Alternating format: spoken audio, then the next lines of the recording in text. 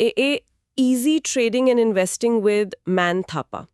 सोचकर देखिए, आप एक पुरानी यूज्ड कार खरीदने का प्लान बना रही हैं और एक टॉप रेटेड मैकेनिक गारंटी देता है कि कार का इंजन बिल्कुल परफेक्ट है। राइट। पर कुछ दिन बाद आपको पता चलता है कि वो मैकेनिक एक्चुअली उसी कार सेल्समैन के पेरोल पर काम करता था। तो क्या उसकी गारंटी की कोई वैल्यू रह जाती है? बिल्कुल नहीं, जीरो वैल्यू है उसकी। एग्जैक्टली। और स्टॉक मार्केट की चमकती हुई दुनिया में बिल्कुल यही फ्रॉड हर रोज होता है। आज हमारी इस इन्वेस्टिगेशन में हम थॉर्नटन एल ओग्लोव के एक बहुत ही आई ओपनिंग किताब क्वालिटी ऑफ अर्निंग्स का डीप डाइव कर रहे हैं। हम इन कॉर्पोरेट बैलेंस शीट्स के ग्लॉसी कवर्स और पीआर स्टेटमेंट्स को हटाकर उन नंबर्स की असली हकीकत को समझेंगे जो वॉल स्ट्रीट पर रोजाना फ्लैश होते हैं। या रेवेन्यूज और प्रॉफिट मार्जिन्स वो अक्सर सच्चाई से मीलों दूर होते हैं। सही में। इस इन्वेस्टिगेशन की कोर फिलॉसफी यही है कि जो दिखता है वो जरूरी नहीं कि सच हो। हमारा मिशन ये समझना है कि एक कंपनी असल में कितना पैसा बना रही है। और सबसे बड़ा सवाल, वॉल स्ट्रीट के इन सो कॉल्ड एक्सपर्ट्स पर आंख मूंद कर भरोसा क्यों नहीं करना चाहिए। ओके, तो लेट्स अनपैक दिस। हाँ। सबसे पहले उन एक्सपर्ट्स की बात करते हैं जिन्हें लोग मार्केट की दिशा तय करने वाला मानते हैं, वॉल स्ट्रीट एनालिस्ट्स। हाँ, द एनालिस्ट्स। राइट। अगर हम वही कार मैकेनिक वाली एनोलॉजी को यहाँ अप्लाई करें तो एक सेल साइड एनालिस्ट का काम तो लगता है कि पब्लिक को अनबायस्ड एडवाइस देना है, पर रियलिटी में यहाँ एक बहुत बड़ा कॉन्फ्लिक्ट ऑफ इंटरेस्ट है ना? व्हाट्स फैसिनेटिंग हियर इज कि ये कॉन्फ्लिक्ट ऑफ इंटरेस्ट सिस्टम के बेसिक डिजाइन में ही शामिल है। कैसे? देखिए, इन एनालिस्ट्स को अपनी ब्रोकरेज फर्म से 80,000 से लेके $1,20,000 तक की मोटी सैलरी और बोनसेस मिलते हैं। पर एक बार सोचिए, ये ब्रोकरेज फर्म्स इतना पैसा बनाती कहां से हैं? आई एम गेसिंग सिर्फ रिसर्च पेपर बेचकर तो नहीं बनाती होंगी। बिल्कुल नहीं। इनका सबसे बड़ा रेवेन्यू सोर्स रिसर्च बेचना नहीं है, बल्कि इन्वेस्टमेंट बैंकिंग फीस हैं। ये फर्म्स उन्हीं कंपनीज के लिए मर्जर्स, एक्विजिशंस और स्टॉक अंडरराइटिंग्स का काम करती हैं, जिन पर इनके एनालिस्ट रिसर्च रिपोर्ट लिख रहे होते हैं। Oh wow! तो इसका मतलब अगर एक एनालिस्ट किसी कंपनी के बारे में नेगेटिव रिपोर्ट लिख दे या उसके स्टॉक को सेल करने की सलाह दे दे, तो उसकी फर्म उस कंपनी का बहुत ही लुक्रेटिव इन्वेस्टमेंट बैंकिंग बिजनेस हमेशा के लिए खो सकती है। ये तो सीधा सीधा ब्लैकमेल जैसी सिचुएशन हो गई। हकीकत यही है। ओग्लव ने अपनी बुक में जैक्स इन्वेस्टमेंट रिसर्च के डेटा का हवाला दिया है, जिन्होंने इस पर एक डिटेल्ड स्टडी की थी। उन्होंने 1981 से 1984 के बीच की लगभग सारी ब्रोकरेज हाउस रिकमेंडेशंस को ट्रैक किया। और रिजल्ट क्या था? मैं गेस करूं, ज्यादातर बाय होंगी। हाँ, पर नंबर्स बहुत हैरान करने वाले थे। उन सभी रिपोर्ट्स में से सिर्फ 12% रिकमेंडेशंस सेल होती थी और लगभग 86% रिपोर्ट्स न्यूट्रल या बाय होती थी। वेट, 86%? अगर 86% टाइम मार्केट में सब कुछ खरीदने के लायक है, तो इसका मतलब एक्चुअल रिगरस एनालिसिस हो ही नहीं रही है। ये तो सिर्फ मार्केटिंग हो रही है। एग्जैक्टली। और उसके पीछे एक ह्यूमन एलिमेंट भी है जो लोग मिस कर देते हैं। कैसे ह्यूमन एलिमेंट? एनालिस्ट्स को अपनी रिसर्च के लिए कंपनी के टॉप एग्जीक्यूटिव्स यानी सीईओज और सीएफओज तक डायरेक्ट एक्सेस चाहिए होता है। अगर कोई एनालिस्ट कंटिन्यूअसली सेल रिपोर्ट निकालेगा तो कंपनी का मैनेजमेंट उनका फोन उठाना ही बंद कर देगा। हाँ, लॉजिक है। कोई अपनी बुराई सुनने के लिए थोड़ी एक्सेस देगा। उन्हें एनालिस्ट ब्रीफिंग से बाहर कर दिया जाएगा। इस डर से चाहे फिगर्स कितने भी खराब क्यों ना हो, एनालिस्ट सच बोलने से कतराते हैं। वो एसेंशियली एक पेड सेल्समैन की तरह बिहेव करते हैं। रुकिए, मैं यहाँ एक छोटा सा पुशबैक देती हूँ। अगर एनालिस्ट बायस्ड हैं क्योंकि वो सेल्समैन की तरह बिहेव कर रहे हैं, तो हम उन ऑडिटर्स पर तो भरोसा कर सकते हैं ना? ऑडिटर्स? हाँ, ऑडिटर्स तो एक्सटर्नल इंडिपेंडेंट मैथ चेकर्स होते हैं। उनका काम ही बुक्स को स्ट्रिक्टली वेरीफाई करना और मैनेजमेंट को अकाउंटेबल ठहराना है। तो उनमें क्या प्रॉब्लम है? सुनने में ये बहुत लॉजिकल लगता है, पर सच्चाई ये है कि हम जिन्हें इंडिपेंडेंट वॉचडॉग समझते हैं, एक्चुअली उन्हें भी वही कंपनी पे करती है जिसका वो ऑडिट कर रहे होते हैं। ओह राइट, ऑडिट फीस तो कंपनी ही देगी। अगर एक ऑडिटर ज्यादा स्ट्रिक्ट होगा या मैनेजमेंट के अकाउंटिंग ट्रिक्स को पॉइंट आउट करेगा, तो मैनेजमेंट सिंपली उन्हें फायर करके किसी और ऑडिटर को हायर कर लेगी जो उनकी बातों से सहमत हो। इस पूरे मैकेनिज्म को ओपिनियन शॉपिंग कहा जाता है। ओपिनियन शॉपिंग यानी मार्केट में घूमकर एक ऐसी फर्म ढूंढना जो उनकी बनाई हुई फेक मार्कशीट पर अपने हिसाब से स्टैंप लगा दे। ये तो सिस्टम का पूरा मजाक उड़ाना हो गया। और ये प्रॉब्लम टाइम के साथ और बड़ी हुई है। क्योंकि सीपीए फर्म्स आजकल सिर्फ ऑडिट फीस पर डिपेंड नहीं करती, वो एक हाइब्रिड बिजनेस मॉडल चला रही हैं। हाइब्रिड मॉडल मतलब और क्या बेच रही हैं वो? Management consulting. ओग्लाव ने बिग 8 अकाउंटिंग फर्म्स का डेटा एनालाइज किया था, जिसमें दिखाया कि 1983 से 1985 के बीच इन फर्म्स की ऑडिट सर्विसेज से आने वाली रेवेन्यू सिर्फ 14% बढ़ी। Okay, 14% is normal. लेकिन यहाँ एक बड़ा कैच है, उन्हीं सेम क्लाइंट्स से आने वाली मैनेजमेंट कंसल्टिंग फीस 33% बढ़ गई। Oh my God! तो ऑडिटर एक्चुअली उस कंपनी के पेरोल पर एक हाईली पेड कंसल्टेंट भी है।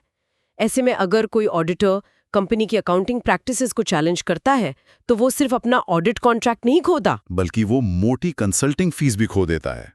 ऐसे में उस सो कॉल्ड क्लीन ओपिनियन की क्या ही वैल्यू रह जाती है? एकदम जीरो, क्योंकि पैसा तो कंसल्टिंग से आ रहा है।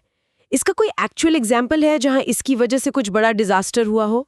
बिल्कुल, एक बहुत टेरिफाइंग रियल वर्ल्ड एग्जाम्पल है पेन स्क्वायर बैंक का। साल 1981 में उन्हें अपनी रेप्यूटेड अकाउंटिंग फर्म पीट मार्विक से एक बिल्कुल क्लीन ओपिनियन मिला था। रिपोर्ट पढ़कर किसी को भी लगेगा कि बैंक की फाइनेंशियल हेल्थ टॉप नॉच है। राइट। पर उस क्लीन ओपिनियन के आने के तुरंत बाद ही वो बैंक कोलैप्स हो गया। वेट, एक क्लीन ओपिनियन मिलने के ठीक बाद बैंक फेल हो गया? ऐसा कैसे हो सकता है? क्योंकि उनके पास लगभग $63 लाख के मैसिव लोन लॉसेस थे, जिन्हें उनकी बुक्स में ठीक से अकाउंट ही नहीं किया गया था। $63 लाख के हिडन लॉसेस, और ऑडिटर ने देखा नहीं? ऑडिट फर्म ने इन ग्लोइंग रेड फ्लैग्स को इग्नोर कर दिया या फिर मैनेजमेंट की एक्सप्लेनेशंस को ब्लाइंडली एक्सेप्ट कर लिया। तो एक क्लीन ओपिनियन किसी भी तरह से फाइनेंशियल हेल्थ की गारंटी नहीं है। So what is this all mean? अगर बाहरी एक्सपर्ट्स, चाहे वो वॉल स्ट्रीट के हाईएस्ट पेड एनालिस्ट्स हों या मैथमेटिकली स्ट्रिक्ट दिखने वाले एक्सटर्नल ऑडिटर्स, सबके सब कॉन्फ्लिक्टेड हैं, तो हम आखिर भरोसा किस पर करें? यही सबसे बड़ा सवाल है। तो क्या हमें मिडलमैन को हटाकर डायरेक्टली कंपनी की तरफ से आने वाले कम्युनिकेशंस को देखना चाहिए, जैसे एनुअल रिपोर्ट्स के अंदर आने वाले शेयर होल्डर लेटर्स, जिन्हें थियोरेटिकली डायरेक्टली सीईओ लिखता है? उनमें तो सच होता होगा। पढ़ने में ये लेटर्स बड़े आत्मीय और ट्रांसपेरेंट लगते हैं, जैसे सीईओ एक कप कॉफी के साथ डायरेक्ट शेयर होल्डर से अपने दिल की बात कर रहा हो। लेकिन असल में पीआर का खेल है। एग्जैक्टली ये हाईली क्राफ्टेड पीआर डॉक्यूमेंट्स होते हैं। इन्हें सीईओज खुद नहीं बल्कि उनकी public relations teams carefully draft करती हैं। इनका मेन डिजाइन किसी करंट हकीकत को छुपाना और फ्यूचर की एक रोजी पॉजिटिव इमेज बनाना होता है। यानी लेटर्स के शब्दों के पीछे छिपे सच को पढ़ना आना चाहिए, एक तरह से रीडिंग बिटवीन द लाइंस। तो अगर कोई रिटेल इन्वेस्टर इन लेटर्स को पढ़ रहा है तो उसे कहाँ ध्यान देना चाहिए? इन्हें इवैल्यूएट करने का सबसे प्रैक्टिकल और स्ट्रिक्ट तरीका यह है कि पिछले 3-4 सालों के लेटर्स उठाएं, कंपेयर करें कि मैनेजमेंट ने पास में जो प्रॉमिसेस किए थे, क्या वो आज की रियलिटी से मैच करते हैं। हाँ, ट्रैक रिकॉर्ड चेक करना। इसकी कोई केस स्टडी है बुक में? एक बहुत ही क्लासिक केस स्टडी है इंटरनेशनल हार्वेस्टर की, साल 1980 में। 1980 तो मेरा गैस है कि जब कंपनी संकट में होती है तो पीआर टीम को बहुत संभाल कर केयरफुली लिखना पड़ता होगा। उस साल इंटरनेशनल हार्वेस्टर के लेटर में क्या लिखा था? 1980 में इंटरनेशनल हार्वेस्टर एक बहुत ही बुरे फेज से गुजर रहा था। उनका रेवेन्यू गिरकर सीधा $630 करोड़ पर आ गया था। कंपनी को हर तरफ से ऑपरेशनली नुकसान उठाना पड़ रहा था।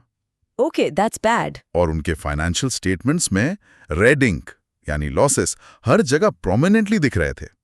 लेकिन जब उस साल का शेयर होल्डर लेटर पब्लिश हुआ तो उसकी टोन हैरान कर देने वाली थी। वेट, ऐसी डिजास्ट्रस परफॉर्मेंस के बाद तो उन्होंने अपने फेलियर्स को प्रॉपर्ली एक्नॉलेज किया होगा ना? बिल्कुल नहीं, एकदम उल्टा। लेटर की टोन बहुत अपबीट और हाइपर पॉजिटिव थी। वो फ्यूचर ग्रोथ, नई स्ट्रैटेजीज और टेक्नोलॉजिकल एक्सपेंशंस की बात कर रहे थे। सीरियसली? जब घर जल रहा हो तो नई पेंट जॉब की बात कर रहे थे? सही पकड़ा आपने। एक आम इन्वेस्टर जो सिर्फ लेटर पढ़ रहा है, उसे लगता है कि कंपनी एक नए गोल्डन एरा में एंटर करने वाली है, जबकि रियलिटी में उनकी फाउंडेशन कंप्लीटली हिल चुकी थी। पीआर इतनी स्ट्रांग और डिसेप्टिव थी कि करंट नंबर्स का मैसिव फेलियर शब्दों की जादूगरी में पूरी तरह छिप गया। तो इसका क्लियरली मतलब ये है कि हमें पीआर की इस चमकती हुई दुनिया से बाहर निकलकर लीगल डॉक्यूमेंट्स की बोरिंग पर सच्ची दुनिया में आना होगा, क्योंकि इन ग्लॉसी ब्रोशर्स और ऑप्टिमिस्टिक लेटर्स में तो हर कंपनी मार्केट लीडर लगती है। If we connect this to the bigger picture, यहीं पर डिफरेंशियल डिस्क्लोजर का कॉन्सेप्ट आता है। ओग्लव ने इस टर्म को एक्सप्लिसिटली उन सिचुएशंस के लिए कॉइन किया है जहां सच्चाई डॉक्यूमेंट्स के अलग अलग लेयर्स में डिवाइड होती है। डिफरेंशियल डिस्क्लोजर ठीक है, एक बार इसको थोड़ा आसान भाषा में ब्रेक डाउन करते हैं। ये एग्जैक्टली काम कैसे करता है? कॉन्सेप्ट बहुत सिंपल पर इंसीडियस है। डिफरेंशियल डिस्क्लोजर का मतलब है जब एक कंपनी एक ही साल के फाइनेंशियल रिजल्ट्स को दो अलग-अलग डॉक्यूमेंट्स में दो अलग-अलग कहानियों की तरह बताती है। ओके, दो कहानियां। एक तरफ होता है उनका ग्लॉसी कलरफुल एनुअल रिपोर्ट जो मेनली शेयर होल्डर्स और मीडिया को इम्प्रेस करने के लिए डिजाइन होता है, और दूसरी तरफ होते हैं SEC यानी सिक्योरिटीज एंड एक्सचेंज कमीशन को दिए गए 10K या 10Q फॉर्म्स। और SEC filings strictly legal documents होते हैं, वहां झूठ नहीं बोल सकते। प्रिसाइजली, उनमें झूठ बोलने या मैनिपुलेशन करने पर क्रिमिनल चार्जेस लग सकते हैं और जेल हो सकती है।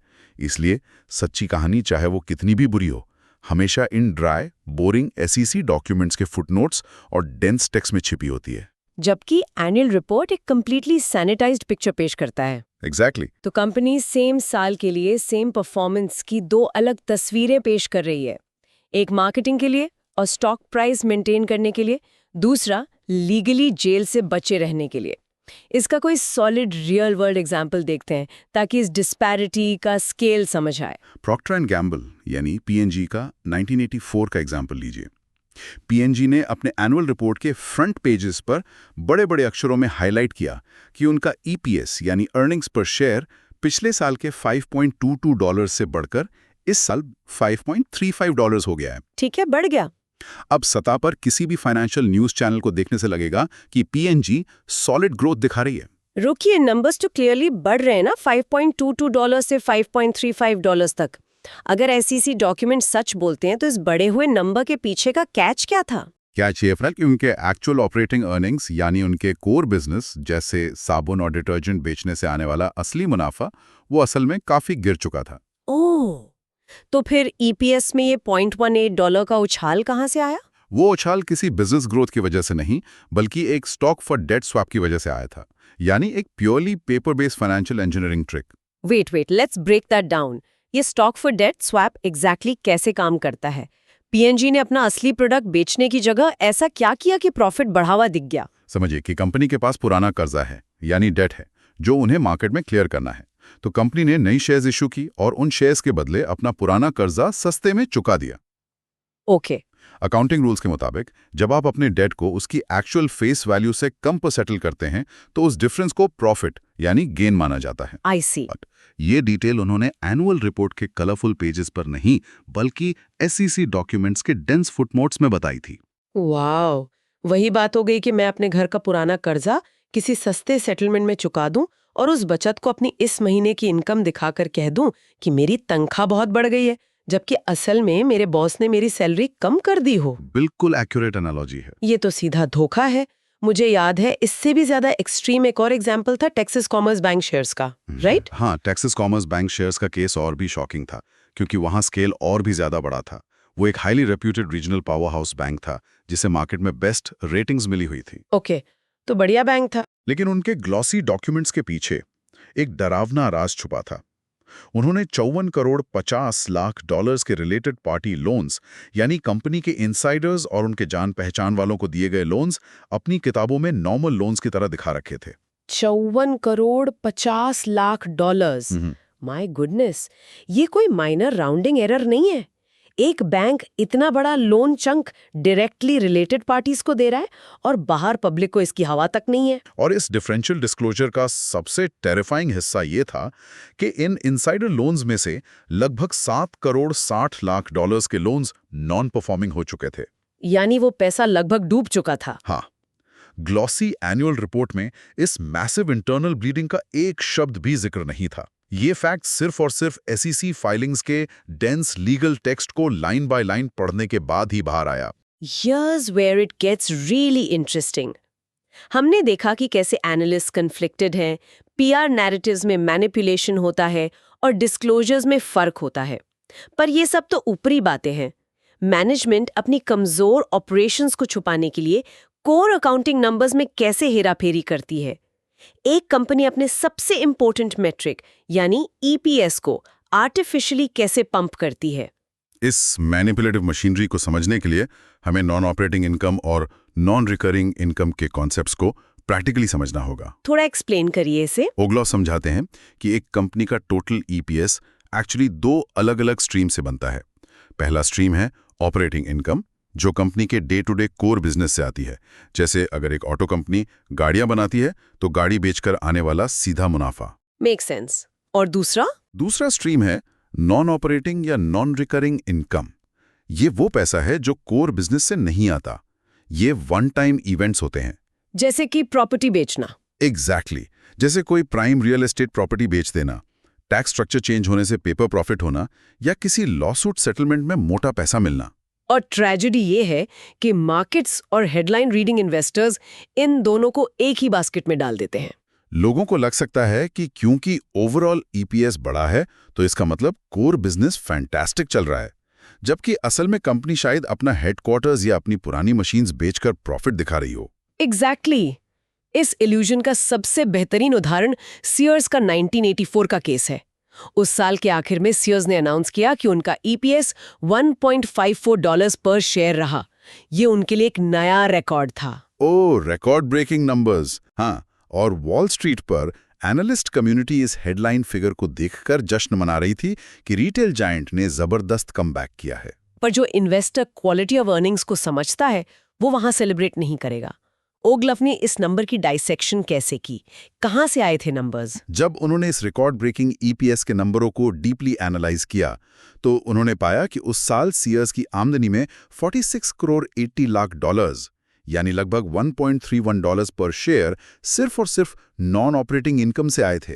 Wait, let me get this straight. उनका टोटल रिकॉर्ड ईपीएस $1.54 था और उसमें से $1.31 purely non operating one time event से आया था। बिल्कुल, ये वन टाइम एसेट सेल्स और टैक्स चेंजेस का नतीजा था।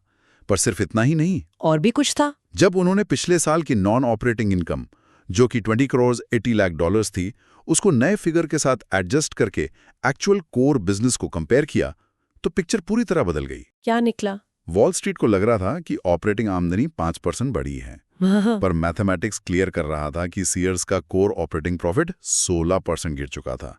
ईपीएस पंप हो गया था, पर असली बिजनेस यानी जिसके लिए लोग स्टॉक खरीद रहे थे वो रैपिडली डिटेरियोरेट हो रहा था। ये एक माइंड ब्लोइंग इल्यूजन है। अगर कोई आम इन्वेस्टर सिर्फ हेडलाइंस और एनालिस्ट की बाय रेटिंग पढ़ रहा है तो वो एक फेल होती हुई कंपनी में अपनी लाइफ सेविंग्स इन्वेस्ट कर देगा, ये सोचकर कि वो साल का सबसे बड़ा रिकॉर्ड तोड़ रही है, जो कि बहुत डेंजरस है। ओके।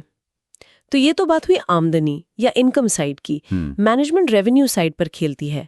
अब इक्वेशन के दूसरे हिस्से पर नजर डालते हैं। क्या एक्सपेंसेस यानी कंपनी के रोजमर्रा खर्चों को मैनिपुलेट करके भी ईपीएस को इन्फ्लेट किया जा सकता है? अगर हम इसको कनेक्ट करते हैं टू द बिगर पिक्चर तो अकाउंटिंग मैनिपुलेशंस सिर्फ रेवेन्यू को बढ़ा चढ़ाकर दिखाने का खेल नहीं है। एक्चुअली कभी-कभी एक्सपेंसेस को आर्टिफिशियली कम दिखाना ज्यादा सटल और आसान होता है। रियली? कैसे? मैनेजमेंट पूरी तरह से लीगल अकाउंटिंग रूल्स को थोड़ा सा ट्विस्ट करके अपने करंट खर्चों को फ्यूचर में डेफर या शिफ्ट कर देती है।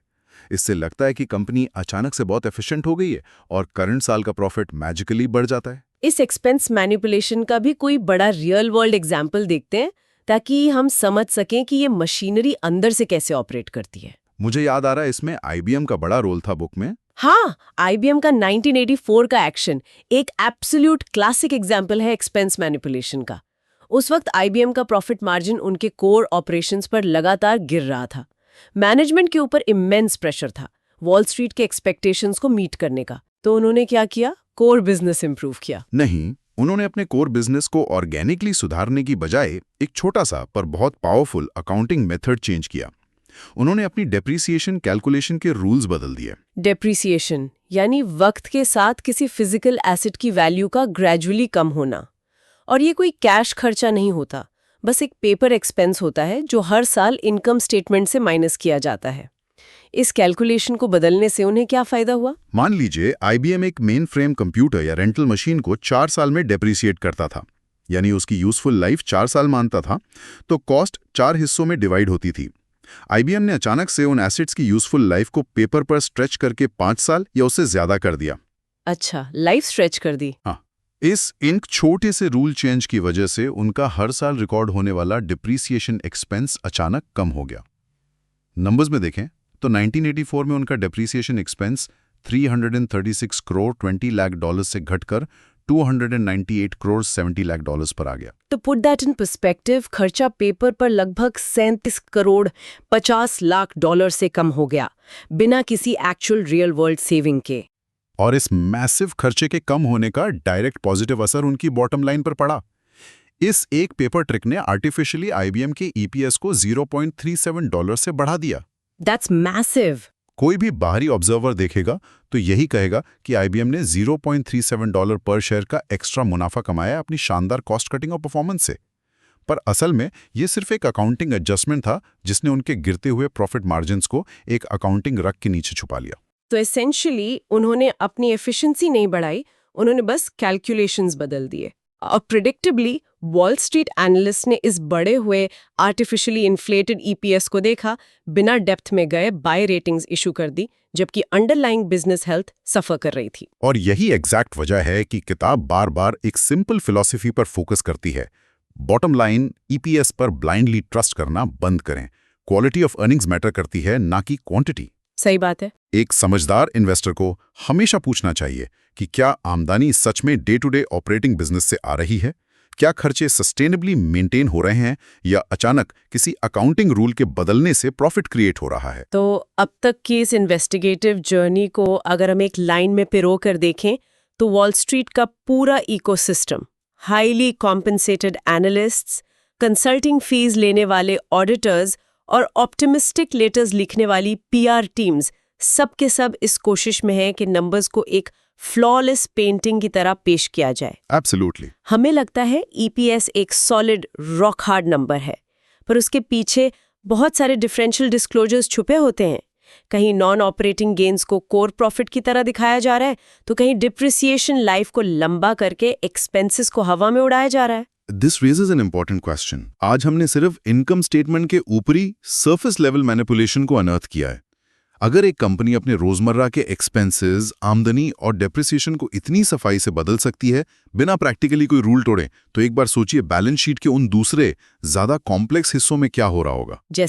जैसे उनके गोदामों में पड़ी इन्वेंट्री की एक्चुअल वैल्यू क्या होगी, और सबसे बड़ा खतरा उनके छिपे हुए कर्जे यानी एनॉर्मस कॉर्पोरेट डेट के अंदर कितने बड़े और गहरे राज दफन होंगे, जिन्हें पहचानना और डिकोड करना नॉर्मल टूल से लगभग इम्पॉसिबल है। और ठीक यहीं से हमारी इन्वेस्टिगेशन के अगले और ज्यादा डार्क हिस्से की शुरुआत होती है, जहां हम सरफेस से और नीचे जाकर अकाउंट्स रिसीवेबल, इन्वेंट्री इल्यूजन्स और कॉर्पोरेट डेट के उन अंधेरे कोनों में जाएंगे। Now we are moving to second part. Like कल्पना कीजिए कि एक डिटेक्टिव किसी क्राइम सीन पर जा रहा है, लेकिन खून के धब्बों या फिंगरप्रिंट्स की बजाय ना यहां हथियार एक कॉर्पोरेट बैलेंस शीट है और शिकार है एक आम इन्वेस्टर का पोर्टफोलियो। वाओ, ये काफी इंटेंस एनालॉजी है ना? मतलब थॉर्नटन एल ओ ग्लव की किताब क्वालिटी ऑफ अर्निंग्स के इस दूसरे हिस्से के डीप डाइव में हम बिल्कुल इसी फोरेंसिक अप्रोच के साथ काम करने वाले हैं। हम उन रेड फ्लैग्स को डिकोड करेंगे जो बताते हैं कि कंपनियां अपनी वित्तीय कमजोरियों को कैसे छुपाती हैं। और मजे की बात यह है कि वॉल स्ट्रीट के बड़े एनालिस्ट अक्सर इन्हीं जगहों पर मात खा जाते हैं। वो सिर्फ फाइनल अर्निंग्स के नंबर्स देखते हैं, राइट, सिर्फ बॉटम लाइन। एग्जैक्टली। हमें ये समझना है कि वो नंबर्स कैसे और क्यों वहां पहुंचे। मतलब जब हम किसी कंपनी का प्रॉफिट देखते हैं तो वो एक फाइनल रिजल्ट होता है, लेकिन उस रिजल्ट तक पहुंचने के लिए मैनेजमेंट ने अकाउंटिंग का जो भूल भुलैया वाला रास्ता चुना है, असली कहानी वहीं दबी होती है। तो इस फाइनेंशियल इन्वेस्टिगेशन की शुरुआत सबसे बड़े और शायद सबसे चौंकाने वाले सच से करते हैं। मतलब आम जनता को लगता है कि कंपनी का एक ही बही खाता होता है। हाँ, एक ही बुक होती है, ऐसा लगता है। बिल्कुल, लेकिन हकीकत में कई कंपनियां दो अलग अलग बुक्स मेंटेन करती हैं, एक शेयर होल्डर रिपोर्टिंग के लिए और एक टैक्स रिपोर्टिंग के लिए। ये एक बहुत ही लीगल लेकिन डार्क रियलिटी है। देखिए, शेयर होल्डर्स को ये दिखाने के लिए कि बिजनेस शानदार चल रहा है, कंपनी एक बहुत ही ऑप्टिमिस्टिक रिपोर्ट पेश करती है, मुनाफे को बढ़ाकर दिखाया जाता है ताकि स्टॉक प्राइस ऊपर रहे। एग्जैक्टली। लेकिन जब उसी मुनाफे पर IRS लाइक टैक्स अथॉरिटीज को टैक्स देने की बारी आती है ना, तो कंपनी एकदम कंजर्वेटिव रिपोर्ट पेश करती है। वो हर मुमकिन अकाउंटिंग लूपहोल का इस्तेमाल करते हैं ताकि टैक्स कम से कम देना पड़े। महंगी गाड़ियां और वेकेशन की तस्वीरें डाल रहा है, दुनिया को अपनी वेल्थ दिखा रहा है, लेकिन जब बैंक मैनेजर के सामने लोन की किस्त चुकाने जाता है तो रोने लगता है कि उसके पास तो पैसे ही नहीं है। ये परफेक्ट एनालॉजी है। ओग्लोव की किताब में जनरल इलेक्ट्रिक यानी जीई का एक बहुत ही क्लासिक उदाहरण है जो इस पूरी मैकेनिज्म को एक्सपोज करता है। वो जीई जैसी इतनी बड़ी कंपनी, उन्होंने क्या किया? जीई का केस सच में आंखें खोलने वाला है। उस समय जीई ने अपनी एनुअल रिपोर्ट में शेयर होल्डर्स को दिखाया कि वो अपने मुनाफे पर करीब 30% से ज्यादा टैक्स दे रहे हैं। अच्छा। पेपर पर सब कुछ बहुत सॉलिड लग रहा था, लेकिन बैकग्राउंड में खेल कुछ और ही चल रहा था। जीई की एक फाइनेंस सब्सिडियरी थी, जनरल इलेक्ट्रिक क्रेडिट कॉर्प या जीईसी। ओके, और यही से असली जादू शुरू होता है। मैकेनिज्म काम कैसे कर रहा था? जीसीसी का मुख्य काम था भारी भरकम इक्विपमेंट्स खरीदना और उन्हें दूसरी कंपनियों को लीज पर देना। अब टैक्स नियमों के तहत जो कंपनी इन इक्विपमेंट्स की मालिक होती है उसे डेप्रिसिएशन और इन्वेस्टमेंट टैक्स क्रेडिट्स का भारी फायदा मिलता है। राइट, वो टैक्स में छूट ले सकते हैं। बिल्कुल।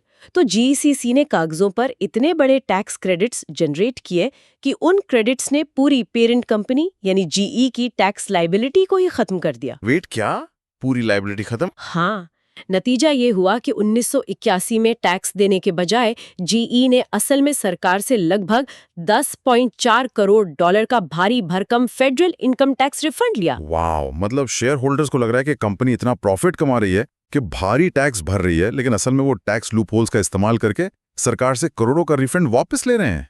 क्रेजी। टैक्स बुक्स और शेयर होल्डर बुक्स के बीच का ये गैप ना एक बहुत बड़ा अलर्ट है। टेक्सास ऑयल यानी TXO और यूएस स्टील के मर्जर का मामला इसे और भी गहराई से समझाता है। हाँ, उस केस में तो अकाउंटिंग मेथड बदलने से पूरा खेल ही पलट गया था ना। TXO अपनी अकाउंटिंग में फुल कॉस्ट मेथड का इस्तेमाल कर रही थी। राइट। इस फुल कॉस्ट मेथड के पीछे का लॉजिक समझना बहुत जरूरी है। मान लीजिए एक तेल कंपनी 10 कुएं खोदती है, उनमें से 9 कुएं सूखे निकलते हैं और सिर्फ एक में तेल मिलता है। ओके। एक नॉर्मल इंसान सोचेगा कि उन 9 सूखे कुओं का खर्च कंपनी का नुकसान है, लेकिन फुल कॉस्ट अकाउंटिंग कंपनी को ये छूट देती है कि वो उन सभी 10 कुओं के खर्च को अपनी बैलेंस शीट पर एक एसेट यानी संपत्ति के रूप में दिखा सकती है। विट, सूखे कुएं भी एसेट बन गए? एग्जैक्टली। वो उस नुकसान को कैपिटलाइज कर लेते हैं, जिससे कागजों पर उनकी रिटेन्ड अर्निंग्स बहुत ज्यादा दिखती है। और यूएस स्टील का मेथड तो एकदम उल्टा था। हाँ, यूएस स्टील बहुत कंजर्वेटिव सक्सेसफुल एफर्ट्स अकाउंटिंग का इस्तेमाल करती थी। इस नियम के तहत जो 9 कुएं सूखे निकले हैं ना, उनका पूरा खर्च तुरंत उसी साल के इनकम स्टेटमेंट में घाटे के तौर पर बुक करना होता है, जो कि लॉजिकल भी है। बिल्कुल। तो जब यूएस स्टील ने TXO को खरीदा तो उन्हें TXO की किताबों को अपने कंजर्वेटिव मेथड पर लाना पड़ा। ओह गॉड। और जैसे ही उन्होंने उन सालों से छुपे हुए सूखे कुओं के खर्च को बैलेंस शीट से हटाया, रातों रात 62.4 करोड़ डॉलर का राइट ऑफ हो गया। देखिए, सिर्फ एक अकाउंटिंग मेथड बदलने से कंपनी के असली हालात दुनिया के सामने आ गए। इसीलिए ओग्लोव कहते हैं कि सिर्फ ऑप्टिमिस्टिक शेयर होल्डर रिपोर्ट पर आंख मूंद कर भरोसा नहीं करना चाहिए। तो मतलब अगर टैक्स की किताबें और अकाउंटिंग मेथड्स असली कहानी छुपाने के लिए ही डिजाइन किए गए हैं, तो कोई सच कैसे जाने? यहीं पर कॉर्पोरेट फाइनेंस का अर्ली वार्निंग सिस्टम काम आता है। हमें कंपनी के रोजमर्रा के ऑपरेशंस में झांकना होगा, खासतौर पर अकाउंट्स रिसीवेबल और इन्वेंट्रीज पर। ओके, तो पहले अकाउंट रिसीवेबल की बात करते हैं। जब भी किसी कंपनी के सेल्स बढ़ रहे हों तो अंधाधुंध खुश होने से पहले ये देखना जरूरी है कि क्या उनके अकाउंट्स रिसीवेबल यानी बाजार में ग्राहकों के पास फंसी हुई उधारी सेल से भी ज्यादा तेजी से बढ़ रही है। मतलब पैसा आ नहीं रहा है, बस कागजों पे सेल हो रही है। सही कहा। अगर रेवेन्यू 10% से बढ़ रहा है लेकिन उधारी 30% से बढ़ रही है, तो इसका सीधा सा मतलब है कि कंपनी असल में बोरोइंग फ्रॉम द फ्यूचर कर रही है, हार्ड सेल कर रही है। मतलब नंबर दिखाने के लिए आप जबरदस्ती माल बेच रहे हैं। हाँ। आरसीए का जो मेन फ्रेम कंप्यूटर्स वाला उदाहरण है वो इसका परफेक्ट इलस्ट्रेशन है। बिल्कुल। आरसीए को पता था कि वो कंप्यूटर बिजनेस से बाहर निकलने वाले हैं। अपनी बैलेंस शीट को आखिरी बार चमकाने के लिए उन्होंने अपने कस्टमर्स को literally 2 for the price of 1 के हिसाब से मेन फ्रेम्स डंप कर दिए और बहुत लंबी क्रेडिट लिमिट दे दी। और कागजों पर उस क्वार्टर में आरसीए के सेल्स के आंकड़े आसमान छू रहे थे। अकाउंट्स रिसीवेबल भी बहुत बड़े हो गए, लेकिन वो पैसा कभी वापस नहीं आना था। एग्जैक्टली, क्योंकि वो एक डूबते हुए बिजनेस का हार्ड सेल था। और इसका दूसरा बड़ा इंडिकेटर इन्वेंट्री यानी गोदाम में पड़ा स्टॉक। बट एक सेकंड, यहाँ मैं एक सवाल पूछना चाहता हूँ। हाँ बताइए। कई बार लोग सोचते हैं कि अगर कंपनी के पास ज्यादा इन्वेंट्री है तो ये अच्छी बात है, मतलब उनके पास बढ़ती डिमांड पूरी करने के लिए माल तैयार है। सप्लाई चेन के इश्यूज भी तो आ सकते हैं ना। सतह पर ये लॉजिक सही लगता है, लेकिन हमें इन्वेंट्री के कंपोजिशन को समझना होगा। कंपोजिशन। हाँ, अगर कच्चे माल लाइक रॉ मटेरियल्स की इन्वेंट्री बढ़ रही है तो शायद कंपनी को फ्यूचर में ज़्यादा डिमांड की उम्मीद है, इसलिए वो तैयारी कर रहे हैं। लेकिन अगर तैयार माल यानी फिनिश्ड गुड्स का स्टॉक तेजी से बढ़ रहा है तो ये एक बहुत बड़ा रेड फ्लैग है, क्योंकि तैयार माल का गोदाम में पड़ा रहने का सीधा मतलब है कि आपका प्रोडक्ट मार्केट में बिक नहीं रहा है। बिल्कुल। और ये सिर्फ जगह नहीं घेरता, ये कंपनी के वर्किंग कैपिटल को बुरी तरह ब्लॉक कर देता है, खासकर टेक या फैशन इंडस्ट्री में, जहाँ चीजें बहुत जल्दी पुरानी हो जाती हैं। राइट, ट्रेंड्स बदल जाते हैं। हाँ, अगर माल नहीं बिका तो कंपनी को भारी डिस्काउंट्स देने पड़ेंगे या मार्कडाउन्स करने पड़ेंगे। और सबसे भयानक स्थिति तब आती है जब गोदाम इतने भर जाते हैं कि मैनेजमेंट को अपना फैक्ट्री प्रोडक्शन ही रोकना पड़ता है। डीएससी कम्युनिकेशंस का केस इसका सबसे बेहतरीन उदाहरण है। मतलब एक ही साल में उनका रेवेन्यू 100% बढ़ा। किसी भी इन्वेस्टर के लिए 100% रेवेन्यू ग्रोथ किसी सपने से कम नहीं है। बिल्कुल, एक ड्रीम रन लगता है। लेकिन जो लोग गहराई में गए उन्होंने देखा कि उसी दौरान उनकी इन्वेंट्री 242% बढ़ गई थी। देखिए, रेवेन्यू से 2 गुने से भी ज्यादा रफ्तार से इन्वेंट्री का बढ़ना कोई छोटी बात नहीं थी। ओग्लोव ने इस इन्वेंट्री गैप को देखकर ही खतरे की घंटी बजा दी थी, क्योंकि वो जानते थे कि इस पहाड़ जैसी इन्वेंट्री को क्लियर करने के लिए कंपनी को भारी डिस्काउंट देने होंगे, जिससे उनके प्रॉफिट मार्जिन्स तबाह हो जाएंगे। और हुआ भी बिल्कुल वैसा ही। उसी साल के अंत तक डीएससी कम्युनिकेशंस ने भारी घाटा रिपोर्ट किया और उनके शेयर का प्राइस सिंगल डिजिट में क्रैश हो गया। क्रेजी। अब जरा इन दोनों चीजों को जोड़कर देखते हैं। अगर कंपनी का तैयार माल गोदामों में सड़ रहा है और जो माल बिका है उसका पैसा कस्टमर्स ने अभी तक दिया नहीं है, तो कंपनी के पास अपने ऑपरेशंस चलाने के लिए कैश कहां से आएगा? और यहीं से शुरू होता है कॉर्पोरेट दुनिया का सबसे खतरनाक खेल, डेट यानी कर्ज का जाल। जब पैसा अंदर आना बंद हो जाता है ना, तो सीईओ को बाहर से पैसा उठाना पड़ता है। और ये बात हो रही है 1980 के दशक की, वो दौर जब जंक बॉन्ड्स और लीवरेज्ड बायआउट्स का चलन तेजी से बढ़ रहा था। राइट, इन टर्म्स को थोड़ा डिकोड करते हैं। लीवरेज्ड बायआउट या एलबीओ का मतलब है किसी दूसरी कंपनी को खरीदने के लिए बहुत भारी मात्रा में कर्ज लेना, और उस कर्ज को चुकाने के लिए अक्सर जंक बॉन्ड्स का इस्तेमाल किया जाता था, जो कि बहुत रिस्की होते हैं। हाँ, जंक बॉन्ड्स वो कर्ज होते हैं जिनमें डिफॉल्ट होने का रिस्क बहुत ज्यादा होता है, इसलिए उन पर ब्याज दरें भी बहुत ऊंची होती है। बेंजामिन ग्राहम, जिन्हें वैल्यू इन्वेस्टिंग का गॉडफादर कहा जाता है, उनका एक बहुत ही रूढ़िवादी नियम था। क्या नियम था? कि किसी भी इंडस्ट्रियल कंपनी का डेट टू कैपिटल रेशियो अधिकतम 35% होना चाहिए। लेकिन लालच में अंधी कंपनियों ने इस 35% के नियम को पूरी तरह इग्नोर कर दिया। 1000 ट्रेल्स कंपनी का मामला दिखाता है कि कैसे आक्रामक अकाउंटिंग और भारी कर्ज का कॉकटेल किसी भी बिजनेस को तबाह कर सकता है। 1000 ट्रेल्स का मॉडल बहुत ट्रिकी था। वो प्राइवेट पार्क्स बनाती थीं और लोगों को उन पार्क्स की मेंबरशिप बेचती थीं। उनके रेवेन्यू रिकॉग्निशन का तरीका ही उनके पतन का कारण बना। उन्होंने क्या किया? मान लीजिए उन्होंने $10,000 की एक मेंबरशिप बेची।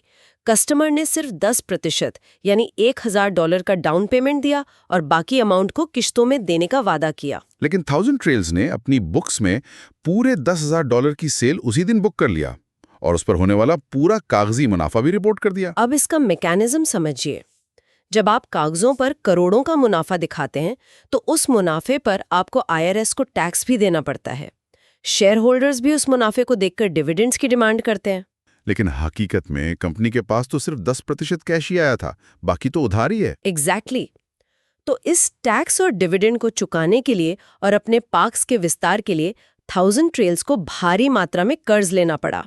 और 1983 से 1984 के बीच उनका total debt to equity ratio 37% से उछलकर 47% हो गया। इसीलिए ओग्लोव हमें टाइम्स इंटरेस्ट अर्न्ड रेशियो देखने को कहते हैं।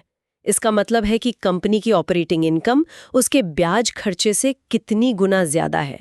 1000 ट्रेल्स का ये रेशियो बहुत कमजोर हो गया था। तो जैसे ही बाजार में मेंबरशिप की सेल्स थोड़ी सी धीमी पड़ी, पुराने कर्ज का भारी ब्याज उनके कैश रिजर्व्स को निगलने लगा। ब्याज के बोझ तले कंपनी दब गई और उनके शेयर की कीमत $28 से गिरकर रातों रात कुछ ही डॉलर्स पर आ गई। ओह गॉड। इसीलिए सबसे अहम चीज नेट प्रॉफिट नहीं बल्कि कैश फ्लो फ्रॉम ऑपरेशंस या CFFO है। बहुत से लोग सोचते हैं कि अगर हम सिर्फ रिपोर्टेड प्रॉफिट में डेप्रिसिएशन को वापस जोड़ दें तो हमें असली कैश फ्लो मिल जाएगा। और ये बहुत बड़ी भूल है। क्योंकि अगर आपका प्रॉफिट बढ़ रहा है लेकिन वो सारा पैसा इन्वेंट्री और बाजार की उधारी में फंसा हुआ है तो आपका असली कैश फ्लो नेगेटिव हो सकता है। ये तो वैसा ही है जैसे कोई इंसान क्रेडिट कार्ड से अपने बड़े से घर की ईएमआई भर रहा हो। दुनिया को लग रहा है कि वो बहुत अमीर है लेकिन उसका बैंक अकाउंट पूरी तरह खाली है। बिल्कुल सही।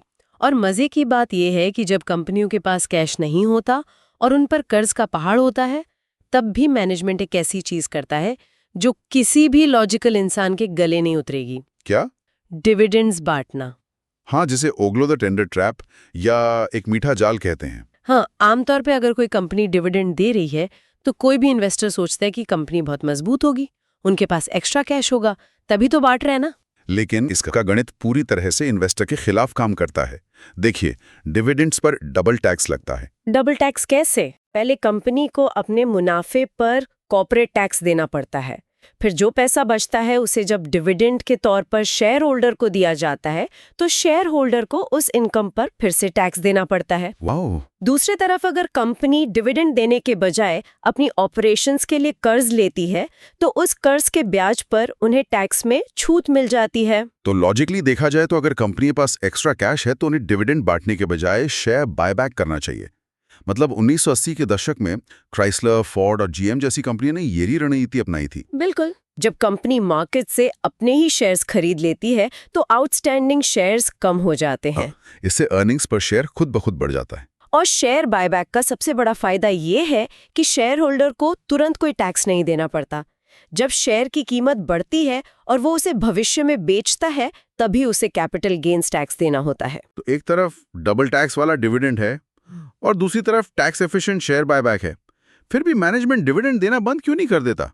ये पैसा बांटने की इतनी जिद क्यों है? ये पूरा खेल वॉल स्ट्रीट के मनी मैनेजर्स को खुश रखने का है। बड़े इंस्टीट्यूशनल इन्वेस्टर्स और पेंशन फंड्स को अपने क्लाइंट्स को एक रेगुलर यील्ड या इनकम दिखानी होती है। उनके लिए डिविडेंड्स एक पवित्र गाय की तरह हैं। तो वो डिविडेंड कट बर्दाश्त नहीं कर सकते? नहीं। अगर कोई कंपनी अपना डिविडेंड घटाती है या बंद करती है तो बाजार में ये सिग्नल जाता है कि कंपनी बर्बादी की कगार पर है। शेयर की कीमत धड़ाम से गिर जाती है। और इसी डर से मैनेजमेंट ऐसे फैसले लेता है जो कंपनी को अंदर से खोखला कर देते हैं। आईटीटीओ और वेस्टर्न यूनियन का केस देखिए। उनका डिविडेंड पे आउट रेशियो खतरनाक स्तर पर था जबकि उनकी बैलेंस शीट कर्ज से करा रही थी। बेथलेहेम स्टील का उदाहरण तो फाइनेंशियल सुसाइड जैसा है। कंपनी भारी घाटे में चल रही थी, उनका कोर बिजनेस स्ट्रगल कर रहा था, लेकिन फिर भी अपने डिविडेंड का रिकॉर्ड बनाए रखने के लिए उन्होंने बाजार से और ज्यादा कर्ज लिया। मतलब आप 10% के महंगे ब्याज पर कर्ज उठा रहे हैं सिर्फ इसलिए ताकि आप अपने शेयर होल्डर्स को 5% का डिविडेंड दे सकें। एग्जैक्टली। ओग्लोव कैलकुलेट करते हैं कि अगर बेथलेहेम स्टील ने उस बुरे दौर में सिर्फ अपना डिविडेंड सस्पेंड कर दिया होता तो वो लगभग $11.2 करोड़ बचा सकते थे। ये पैसा उनके कर्ज को काफी कम कर सकता था। इस प्रैक्टिस को ओग्लोव मॉनेटरी सैडिज्म कहते हैं। खुद को ही फाइनेंशियल टॉर्चर करना सिर्फ बाजार की उम्मीदों को पूरा करने के लिए। लेकिन जब कर्ज गले तक आ जाता है, असली कैश फ्लो नेगेटिव हो जाता है और डिविडेंड्स का बोझ असहनीय हो जाता है, तब मैनेजमेंट अपनी गलतियों को छुपाने के लिए आखिरी हथियार निकालता है। The magic of accounting. Exactly. GAAP यानी जनरली एक्सेप्टेड अकाउंटिंग प्रिंसिपल्स। सुनने में ऐसा लगता है जैसे ये बहुत ही सख्त और अपरिवर्तनीय नियम होंगे, लेकिन असलियत में इन नियमों के अंदर इतना लचीलापन होता है कि एक चतुर मैनेजमेंट कुछ भी कर सकता है। हाँ, प्रोफेसर एब्राहम ब्रिलॉव जिनका जिक्र ओग्लोव ने बहुत सम्मान से किया है, उन्होंने इसी लचीलेपन की वजह से GAP को मजाकिया अंदाज में CRAP का नाम दिया था, like commonly reported accounting principles. बिल्कुल। और देखिए, बिना एक भी एक्स्ट्रा प्रोडक्ट बेचे, बिना अपने ऑपरेशंस में कोई सुधार किए, मैनेजमेंट सिर्फ कुछ अकाउंटिंग एस्टिमेट्स को बदलकर अपनी अर्निंग्स को रातों रात बढ़ा सकता है। कोई उदाहरण?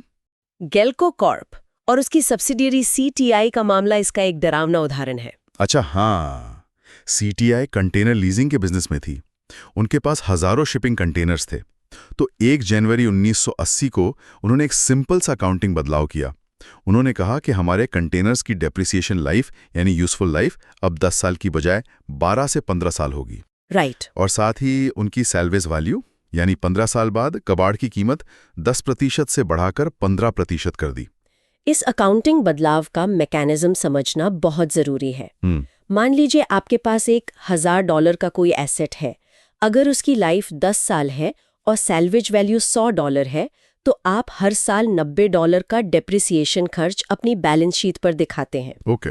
लेकिन अगर आप उसकी लाइफ 15 साल और सैल्वेज वैल्यू $150 कर देते हैं, तो आपका सालाना खर्च घटकर सिर्फ $56 रह जाता है। और खर्च कम होने का सीधा गणित है कि आपका कागजी मुनाफा तुरंत बढ़ जाएगा।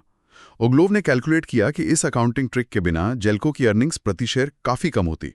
उन्होंने बस हवा से मुनाफा पैदा कर दिया। और ये सब पूरी तरह से लीगल था। सवाल ये है कि मैनेजमेंट ऐसा करता क्यों है? बोनसेस की एग्जैक्टली क्योंकि कॉर्पोरेट दुनिया में 90% से ज्यादा टॉप एग्जीक्यूटिव्स का बोनस और उनके स्टॉक ऑप्शंस सीधे कंपनी के ईपीएस से जुड़े होते हैं। अगर वो एक पेन की कलम से अपना बोनस करोड़ों में बढ़ा सकते हैं, तो वो ऑपरेशन सुधारने की मेहनत क्यों करेंगे? तो ये तो बिल्कुल ऐसा है ना, जैसे क्रिकेट के मैच में कोई टीम बुरी तरह हार रही हो और उनका कप्तान जाके अंपायर को नियम बदलने के लिए मना ले कि भाई बाउंड्री को 10 मीटर छोटा कर दो ताकि हमारा छक्के ज्यादा लग सके। खेल वही है, परफॉर्मेंस वही है, बस स्कोरबोर्ड को हैक कर लिया गया है। बहुत ही सटीक एनालॉजी है, लेकिन हर ट्रिक की एक एक्सपायरी डेट होती है। जब अकाउंटिंग के सारे जादुई करतब फेल हो जाते हैं, जब कर्ज का गुब्बारा फटने वाला होता है और जब अंततः पुराना मैनेजमेंट इस्तीफा देता है या रिटायर होता है, तब आता है नया मैनेजमेंट। और वो खेलते हैं कॉर्पोरेट फाइनेंस का सबसे dramatic master stroke, the big bath. हाँ, द बिग बाथ। नाम से ही पता चलता है कि सारी गंदगी को एक ही बार में धो डालना। बिल्कुल। जब नया सीईओ चार्ज लेता है तो उसके पास एक सुनहरा मौका होता है।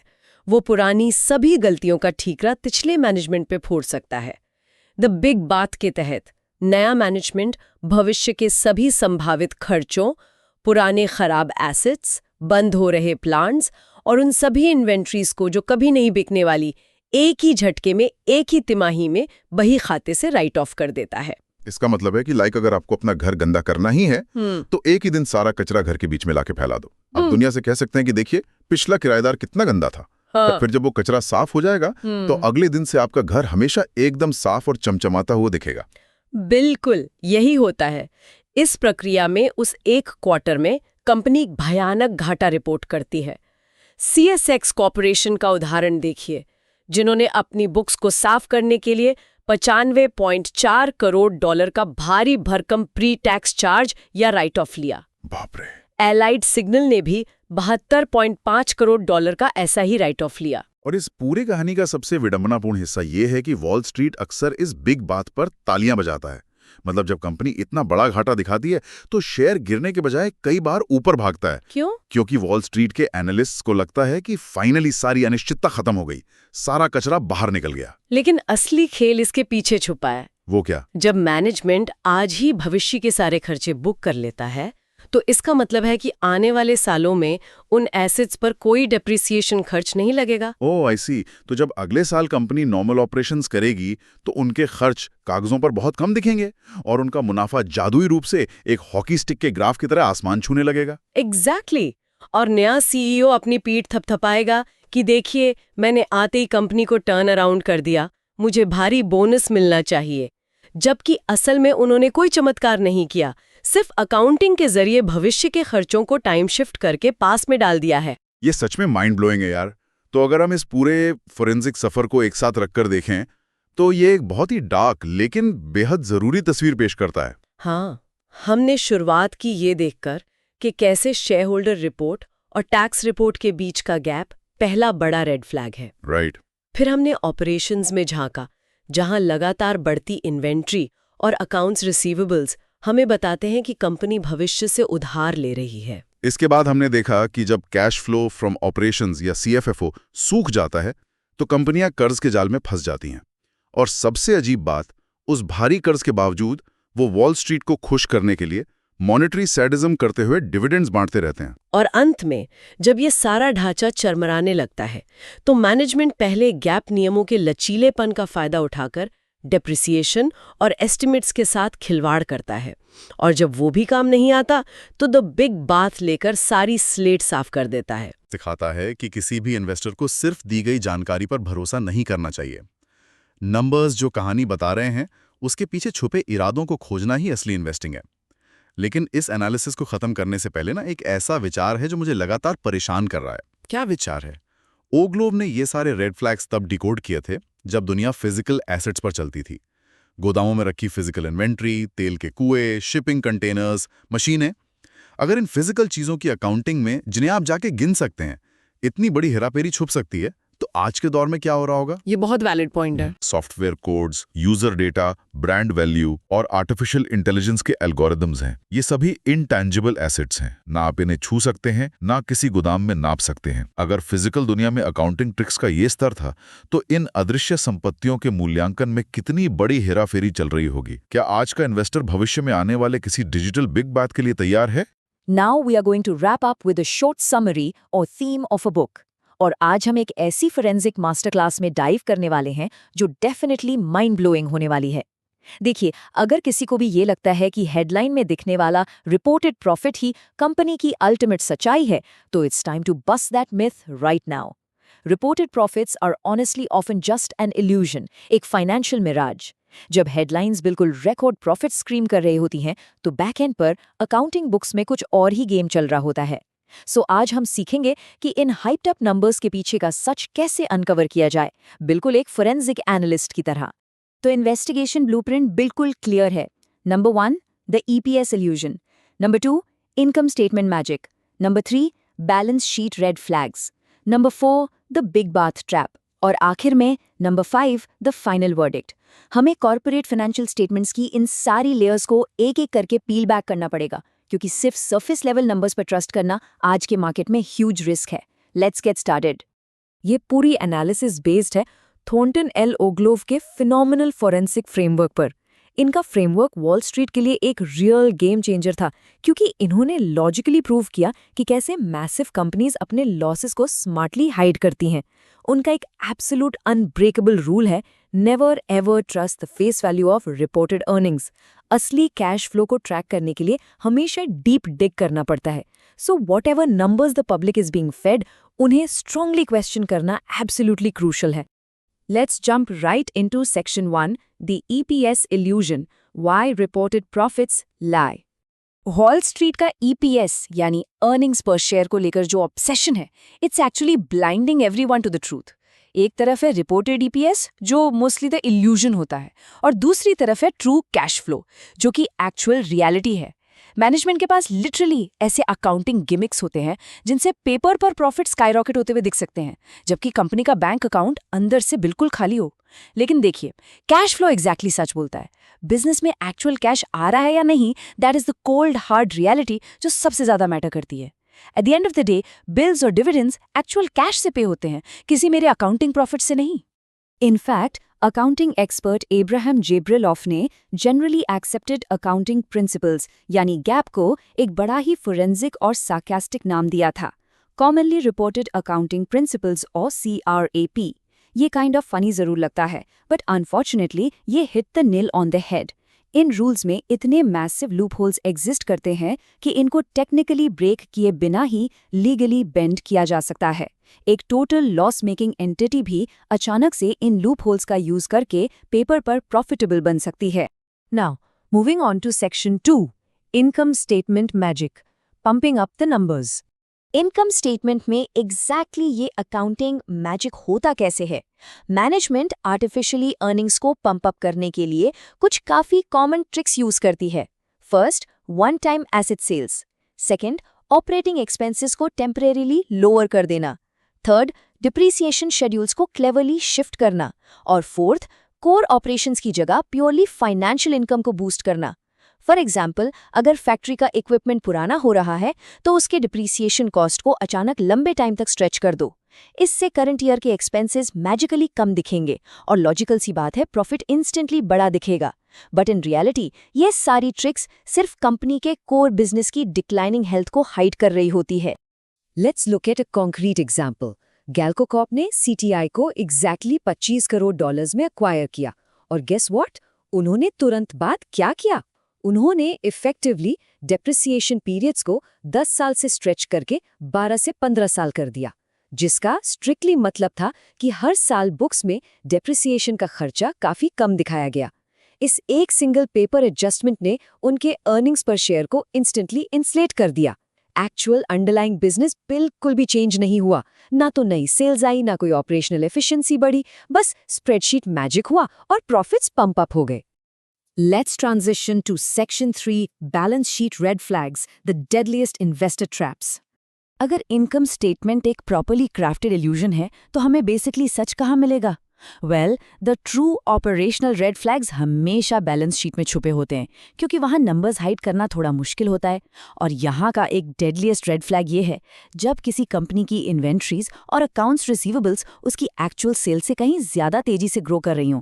इसका ग्राउंड रियलिटी में सीधा सा मतलब है या तो अनसोल्ड गुड्स वेयरहाउसेस में डस्ट कलेक्ट कर रहे हैं क्योंकि प्रॉपर मार्केट डिमांड नहीं है, या फिर कंपनी अपने डीलर्स को बहुत लिबरल क्रेडिट देकर फ्यूचर से सेल्स बोरो करने की हार्ड सेल टैक्टिक्स यूज कर रही है। दोनों ही सिचुएशंस एक्सट्रीमली डेंजरस हैं और क्लियर सिग्नल है कि कोर ऑपरेशंस हेविली स्ट्रगल कर रहे हैं। ताई कम्युनिकेशन का केस स्टडी इस डेंजर जोन का परफेक्ट एग्जाम्पल है।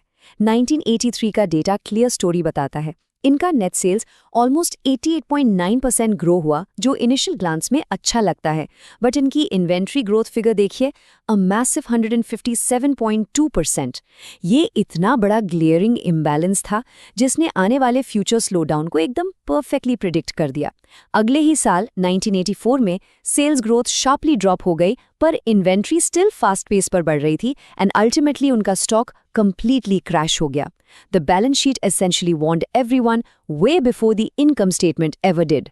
Now let's explore Section 4, the Big Bath Trap, cleaning the slate. Incoming management teams की एक सबसे फेवरेट कॉर्पोरेट अकाउंटिंग स्ट्रैटेजी होती है जिसे द बिग बात कहते हैं। कॉन्सेप्ट लॉजिकली बहुत ही क्लेवर है। जब नए एग्जीक्यूटिव्स टेक ओवर करते हैं तो पहले ही साल सारे डूबियस एसेट्स को अग्रेसिवली राइट ऑफ कर देते हैं और ह्यूज फ्यूचर रिस्ट्रक्चरिंग कॉस्ट्स को भी उसी एक बड़े ईयर में क्राउड कर देते हैं। वाई? क्योंकि उस साल का मैसिव लॉस नेचुरली और इजीली प्रीवियस मैनेजमेंट पर ब्लेम हो जाता है। एक बार ये स्लेट प्रॉपर्ली क्लीन हो गई तो बेस इतना हेवीली ड्रॉप हो जाता है कि आगे आने वाले साल नेचुरली और आर्टिफिशियली बहुत हाईली प्रॉफिटेबल लगने लगते हैं। फिर नए लीडर्स आराम से खुद को टर्न अराउंड हीरोज क्लेम कर लेते हैं, जबकि एसेंशियली ये सिर्फ एक वेल टाइम्ड अकाउंटिंग प्ले था। और इन लिखो-ऑफ्स का स्केल माइंड बॉगलिंग हो सकता है। CSX कॉर्पोरेशन इसका एक हाईली साइटेड एग्जाम्पल है, जिन्होंने एक ही बार में $95.4 करोड़ का massive pre tax restructuring charge book किया था। फोर्ब्स मैगजीन ने इसे परफेक्टली रम्पलस्टिल्स अकाउंटिंग कहा था। जैसे उस फेमस फेरी टेल में स्ट्रॉ को गोल्ड में स्पिन किया जाता था, ठीक वैसे ही मॉडर्न कॉर्पोरेट वर्ल्ड में पास्ट के मैसिव सिंस और बैड फाइनेंशियल डिसीजंस को मैजिकली फ्यूचर की वर्च्यूज और आर्टिफिशियली हाई प्रॉफिट्स में स्पिन कर दिया जाता है। इसीलिए किसी भी मैसिव राइट डाउन अनाउंसमेंट को एक्सट्रीम स्केप्टिसिज्म के साथ ही ट्रीट करना चाहिए। Finally, let's wrap up with Section 5, the final verdict, O-Glove Survival Guide. So इन सारे अकाउंटिंग इल्यूजन्स और मार्केट ट्रैप्स के बीच एक्चुअली ट्रूथ कैसे फाइंड आउट किया जाए? The ultimate answer lies in CFFO, cash flow from operations. ये किसी भी solid financial analysis का एब्सोल्यूट बेडरॉक है। CFFO का स्ट्रिक्टली मतलब है वो true actual amount of cash जो एक कंपनी लगातार अपने कोर ऑपरेटिंग एक्टिविटीज से जनरेट करती है। स्टैंडर्ड जीपीएस मैनिपुलेशंस का इजी शिकार हो सकता है। Net income numbers easily distort किए जा सकते हैं, but CFFO is the absolute ground reality. हमें प्योरली उस कैश मूवमेंट पर ही फोकस करना चाहिए जो कोर ऑपरेशंस प्रोड्यूस कर रहे हैं, ना कि सिर्फ on paper reported profit numbers पर। तो यहाँ मिलती है ओग्लोव की rapid fire 4 step survival checklist forensic investing के लिए। First, always read the footnotes carefully, क्योंकि सारे वाइटल अकाउंटिंग चेंजेस और डीपली बेरीड सीक्रेट्स एग्जैक्टली वहीं छुपे होते हैं। सेकंड, हमेशा अकाउंट्स रिसीवेबल और इन्वेंट्री वर्सेस सेल्स ग्रोथ को मेटिकुलसली ट्रैक करें to spot early trouble. Third, shiny EPS metrics को टोटली इग्नोर करें और स्ट्रिक्टली ट्रू CFFO पर ध्यान दें। एंड फोर्थ, इनकमिंग मैनेजमेंट के बिग बैथ अनाउंसमेंट्स और उन मैसिव रीस्ट्रक्चरिंग चार्जेस से हमेशा डीपली सतर्क रहें। So the final provocative question at the end of all this is, are investors actually taking the time to read the footnotes, or are they just comfortably skimming the headlines? असली truth हमेशा थोड़ा deep surface के नीचे ही मिलता है और वहां तक पहुंचने के लिए एक पेशेंट और फोरेंसिक माइंडसेट चाहिए। Please share with your friend and family, like and subscribe to the channel. See you in the next video.